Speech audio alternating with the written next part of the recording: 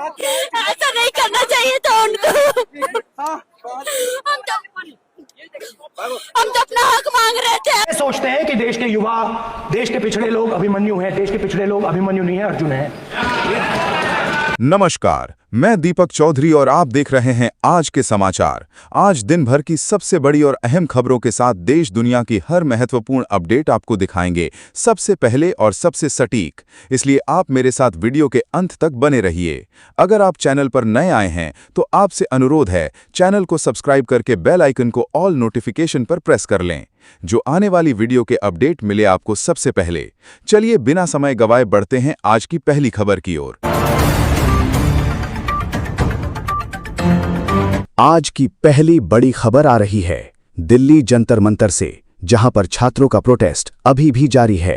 किस तरह से छात्र पुलिस बैरिकेड पर चढ़कर लगा रहे हैं प्रधानमंत्री मोदी जी के खिलाफ नारे। जब जब मोदी डरता है पुलिस को आगे करता है, और क्या कुछ कह रहे हैं छात्र छात्राएं, सुनिए। जब मोदी डरता है पुलिस को आगे करता है, मोदी तेरी तानाशाही नहीं चलेगी, नहीं चलेगी, मोदी तेरी गुंडागर्दी नहीं चलेगी, नहीं चलेगी, जब जब मोदी डरता है पुलिस को आगे करता है। इन सभी खबरों में से आपको जो भी खबर जैसे लगे, आप अपनी प्रतिक्रिया कमेंट पर जरूर करें। अगली बड़ी खबर है अयोध्या राम मंदिर चंदा चोरी को लेकर साधु संतों के साथ हाथों में पोस्टर और झंडे लेकर बैठे हैं, साथ में लगा रहे हैं नारे, चंदा चोरो गद्दी छोड़ो।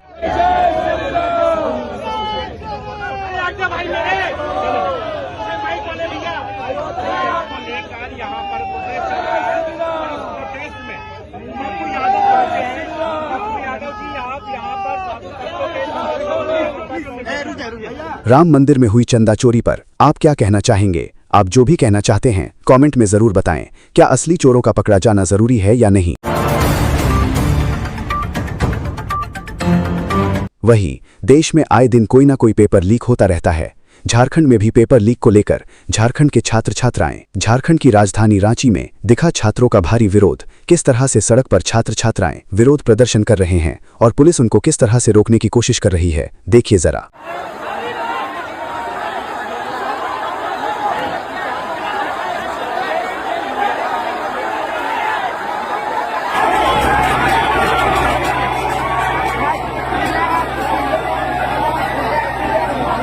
अगर पेपर चोरी करने वालों को कड़ी से कड़ी सजा दी जाए तो आने वाले समय में पेपर लीक नहीं हो सकता। अगर पेपर लीक करने वालों को सजा दी जाएगी तो क्या पेपर लीक हो सकता है? आप क्या कहना चाहेंगे? वहीं उत्तर प्रदेश के पूर्व मुख्यमंत्री अखिलेश यादव जी का भी मीडिया के द्वारा एक बड़ा बयान सामने आया है, जिसमें कहते हुए दिखाई दे रहे हैं, असली जिम्मेदार झारखंड सरकार नहीं, असली जिम्मेदार कौन है? सुनिएगा, किसे बता रहे हैं अखिलेश यादव जी। ये झारखंड के बच्चों से बातचीत हुई है सरकार की, और सरकार बातचीत कर रही है। हमें उम्मीद है रास्ता निकलेगा, लेकिन असली जिम्मेदार है भारत की सरकार।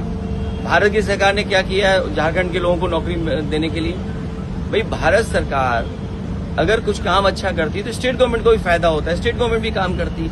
असली जिम्मेदार अगर कोई है बेरोजगारी के लिए और नौजवानों को उनका भविष्य अंधकार में डालने के लिए, वो भारत सरकार। क्या आप अखिलेश यादव जी की बात से सहमत हैं? अगर सहमत हैं तो कमेंट में अखिलेश यादव जरूर लिखें। उत्तर प्रदेश के प्रयागराज में कांग्रेस पार्टी के नेता राहुल गांधी जी के छात्रों की गूंज कार्यक्रम के बाद देश के नौजवान का देश के वर्तमान प्रधानमंत्री नरेंद्र मोदी जी और राहुल गांधी जी के बारे में क्या कहना है कि मीडिया के द्वारा क्या कुछ बता रहे हैं देश के युवा। 2014 में गोदी मीडिया हम लोग को दिमाग में भर दिया था कि मोदी बेस्ट है। अब हम लोग को समझ में आने लगा है कि गोदी मीडिया भरता था बार बार, और समझ में आ गया है कि ऐसे कहते ना हाड़ी बार बार नहीं चढ़ती उसकी, अब उतर गई है। अब आएंगे राहुल गांधी ही आएंगे, हम वोट करेंगे, अपने घर वालों को वोट कराएंगे, पूरे गाँव को वोट कराएंगे। अब कराएंगे राहुल गांधी को, कि राहुल गांधी इस्लामिक कोई उनके अलावा कोई है ही नहीं है। इसलिए हम चाहते हैं, जैसे हम लोग पागल हुए थे 2014 मोदी के लिए, मोदी मोदी मोदी, हम लोग कहते हैं राहुल राहुल राहुल। आप किसके साथ हैं, राहुल गांधी जी या नरेंद्र मोदी जी? अगर आप राहुल गांधी जी के साथ हैं तो राहुल गांधी जी लिखो, अगर मोदी जी के साथ हैं तो मोदी जी।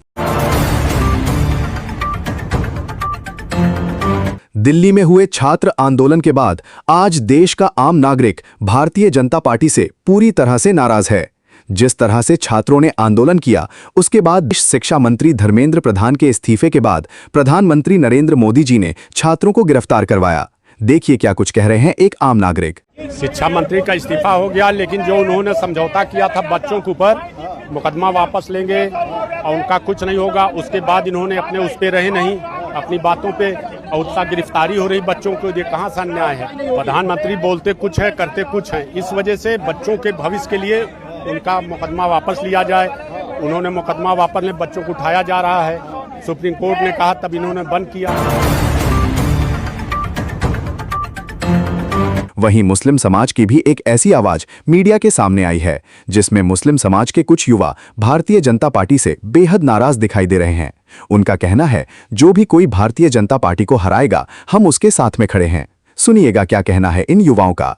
का दिल इतना बड़ा है, मुसलमान अपने यादव भाई को, पंडित भाई को, किसी को भी बनाने के लिए इच्छुक है, लेकिन इस भाजपा को हटाने के लिए कहीं भी अगर कोई जरूरत पड़ेगी, मुसलमान भाई बिल्कुल उसके साथ खड़ा रहेगा। ऐसा नहीं है कि यहाँ मुसलमान को ही मुख्यमंत्री बनना, मुसलमान तो हमेशा से कुर्बानी देता है। 5 साल और एक ऐसी बड़ी खबर सामने आ रही है। सांसद संजय सिंह जी जब भी बोलते हैं, बेधड़क निडर होकर बोलते हैं।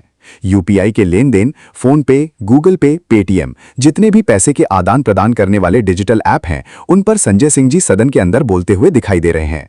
अब जब भी आप पैसे का लेन देन करेंगे, उस पर टैक्स लगेगा या नहीं लगेगा, सुनिए संजय सिंह जी क्या बता रहे हैं। इस बिल का विरोध इसलिए कर रहा हूं कि आप इस बिल को अगर एक लाइन में कहना चाहें तो लौट के बुद्धू घर को आए वाला बिल है ये। माननीय, पहले आपने कहा डिजिटल इंडिया होना चाहिए, सारा व्यापार डिजिटली करिए, छोटे छोटे पेमेंट आप डिजिटली करिए। प्रधानमंत्री जी गर्व से कहते हैं वो चाय वाले हैं, लेकिन इस बिल के माध्यम से चाय वाला, सब्जी वाला, समोसे वाला, ठेले वाला, ऑटो वाला, टैक्सी वाला, रिक्शा वाला, सबका व्यापार आप चौपट कर रहे हैं। क्या कह रहे हैं आप इस बिल के अंदर? आप इस बिल में कह रहे हैं कि यूपीआई से जब आप पेमेंट करेंगे तो जो व्यापारी होगा, जो व्यापार कर रहा होगा, जिसके खाते में आप पैसा डालेंगे, उसके ऊपर हम टैक्स लगाएंगे। क्यों लगाएंगे आप टैक्स? छोटे छोटे व्यापार, सब्जी वाले पे, चाय वाले पे आप अतिरिक्त भार डालने जा रहे हैं। और देश के, अगर मान लीजिए आप उनके ऊपर भार डालने जा रहे हैं, वो किसी उपभोक्ता का रिश्तेदार तो है नहीं मान्यवर। घुमा फिरा के वो अपने सामानों का दाम बढ़ाएगा, जिसका खामियाजा लोगों को भुगतना पड़ेगा, जिनके ऊपर टैक्स के बढ़ने के कारण महंगाई बढ़ेगी। तो ये दो तरह से मार करने वाला टैक्स है, नंबर एक। दूसरी बात, ये बिल लाया किन परिस्थितियों में गया है, ये देश को जानना जरूरी है। 31 मार्च 2026 को जो यूनाइटेड स्टेट्स ट्रेड रिप्रेजेंटेटिव्स है, USTR, इसने आपत्ति जताई कि हिंदुस्तान में यूपीआई पर जीरो टैक्स की वजह से हम लोग बर्बाद हो रहे हैं। तो ट्रंप के दबाव में भारत की संप्रभुता को गिरवी रख के ये बिल लाया गया है। इसलिए इस बिल के हम खिलाफ। क्या डिजिटल पेमेंट पर टैक्स लगना चाहिए या नहीं लगना चाहिए? आपके हिसाब से क्या सही है? कमेंट करो और बताओ। अगली बड़ी खबर आ रही है बहुजन समाज पार्टी के नेता आकाश आनंद जी। उत्तर प्रदेश के हाथरस सादाबाद विधानसभा की रैली में जनसभा को संबोधित करते हुए शिक्षा, रोजगार और कानून पर क्या कुछ कहा है, सुनिएगा। जैसे आपने देखा था अभी कुछ दिन पहले दिल्ली में हमारी जनरेशन के बच्चे अपने अधिकारों के लिए लड़े, वैसे ही हमारे समाज के बच्चे प्रदेश के कोने कोने में, चौराहे चौराहे पर इनसे सवाल करेंगे आरक्षण के लिए, रोजगार के लिए, शिक्षा के लिए और लॉ एंड ऑर्डर के लिए, रोजगार के लिए। तब इनके लिए जवाब देना मुश्किल हो जाएगा। क्या आने वाले 2027 उत्तर प्रदेश विधानसभा के चुनाव में बहुजन समाज पार्टी की सरकार बनेगी या नहीं बनेगी? आप कमेंट करें और जरूर बताएं आप किसके साथ हैं। बड़ी खबर आ रही है उत्तराखंड से, जहां पर उत्तराखंड अल्मोड़ा जिले के एक रवि टमटा दलित नौजवान ने उड़ने वाली कार का आविष्कार किया है। इस पर कांग्रेस पार्टी के राष्ट्रीय अध्यक्ष मल्लिकार्जुन खड़गे की जनसभा को संबोधित करते हुए क्या कुछ कह रहे हैं, सुनिएगा। रवि टमटा किसी ने एक जहाज बनाया और वो किसी अमेरिका की मदद लेके नहीं या फ्रांस की राफेल की मदद लेके नहीं, उन्होंने जो बनाया यहाँ के सामान को लेके, यहाँ के उपकरणों को लेके वो बनाकर दुनिया को दिखा दिया हम कर सकते। उत्तराखंड के लोग ये चीज करके दिखाएंगे, ये कहकर उन्होंने करा आज पूरे लोग देख रहे हैं। एक आम नागरिक का ऐसा बड़ा बयान सामने आया है जिसमें एक बुजुर्ग बता रहे हैं बीजेपी पार्टी और आरएसएस के संगठन में आपस में तकरार अंदरूनी बढ़ रही है। बीजेपी पार्टी जो भी काम करती है वो काम आरएसएस को पसंद नहीं आ रहा है। सुनिएगा और क्या कुछ बता रहे हैं। आरएसएस बीजेपी के बीच बिल्कुल अंदरूनी से गड़बड़ चल रहा है। हमारे जो बीजेपी के लोग कर रहे हैं आरएसएस को खुद पसंद नहीं है, आरएसएस वालों को खुद पसंद नहीं है। क्या आप इनकी बात से सहमत हैं? बीजेपी पार्टी और आरएसएस में आपसी मतभेद है या नहीं? कमेंट करो और जरूर बताओ।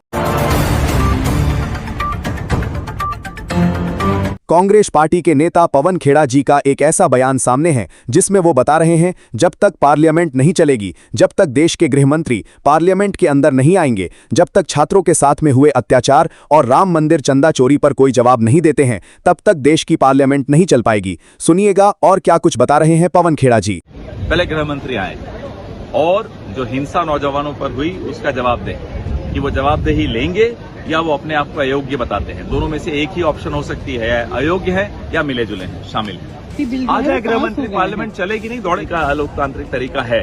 हमारी मांग स्पष्ट है, हिंसा पर चर्चा हो, चंदा चोरी पर चर्चा हो।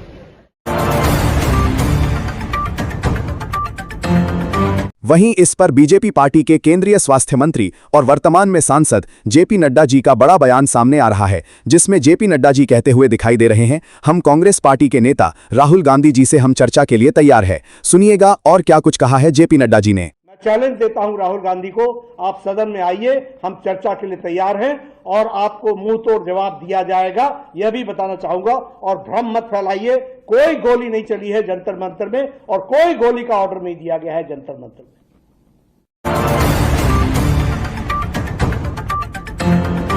बीजेपी पार्टी के सभी नेताओं के चैलेंज पर पलटवार करते हुए कांग्रेस पार्टी के नेता राहुल गांधी जी का प्रेस वार्ता के दौरान एक ऐसा जवाब आया है जिसमें वो कहते हुए दिखाई दे रहे हैं, न देश के प्रधानमंत्री में हिम्मत है और न ही गृह मंत्री में तय हिम्मत है जो संसद के अंदर जाकर के छात्रों के साथ में हुए गलत व्यवहार का जवाब देता है। सुनिए राहुल गांधी जी इंग्लिश में क्या बता रहे हैं।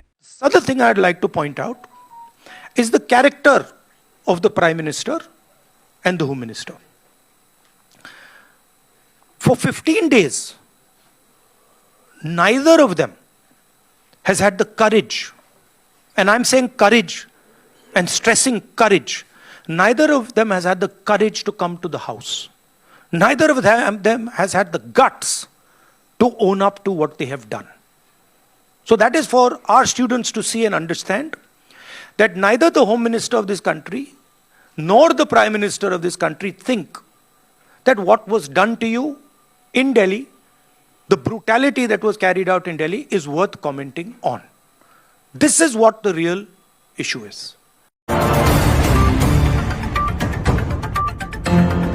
वहीं अगली बड़ी खबर आ रही है दिल्ली से। दिल्ली की वर्तमान मुख्यमंत्री रेखा गुप्ता जी दिल्ली विधानसभा में अपनी बात रखती हुई दिखाई दी। उनका कहना है दिल्ली की महिलाओं के लिए चाहे कोई भी सरकारी योजना हो, दिल्ली की हो या केंद्र की, कोई भी योजना, उस योजना का लाभ कैसे मिलेगा, क्या बता रही हैं, सुनिएगा। मैं आज दिल्ली की मुख्यमंत्री रेखा गुप्ता कहना चाहती हूँ अपनी दिल्ली की बहनों के लिए कि आप बिल्कुल चिंता मत कीजिए, चाहे मोदी जी की कोई योजना हो, चाहे दिल्ली सरकार की कोई योजना हो, आपको मिलकर ही रहेगी। दिल्ली की कोई बहन वंचित नहीं, एक भी बहन वंचित नहीं होगी। प्रधानमंत्री जी ने उज्ज्वला योजना, मुद्रा योजना, सुकन्या समृद्धि योजना, लखपति दीदी योजना, ड्रोन दीदी, प्रधानमंत्री आवास योजना, एक एक योजना चाहे केंद्र सरकार की हो या दिल्ली राज्य की हो, हर एक योजना की धुरी महिलाएं हैं। हमारी सरकार में महिलाओं का सम्मान है और दिल्ली सरकार ने तो अपनी सब योजनाओं को, जिसका जिक्र अभी सिरसा जी ने कहा, लखपति बिटिया योजना, उन सारी बेटियों को भी हमारी सरकार के आने के बाद पैसा दिया जो पिछली सरकारों में सालों तक दिया ही नहीं गया था। हमने दिल्ली लक्ष्मी योजना के साथ पिंक कार्ड, अनमोल योजना, 2-2 सिलेंडर जिसको हम निःशुल्क दे रहे हैं बहनों को, और जो विद्या वाहिनी बेटियों को हमने साइकिल दी। अगर आपको वीडियो पसंद आई है तो वीडियो को लाइक करें, शेयर करें, साथ ही साथ चैनल को सब्सक्राइब करके बेल आइकन को ऑल नोटिफिकेशन पर प्रेस कर लें। ये थी देश दुनिया की सबसे बड़ी खबरें। मेरे साथ वीडियो के अंत तक बने रहने के लिए आपका बहुत बहुत धन्यवाद। मैं दीपक चौधरी और आप देख रहे थे आज के समाचार।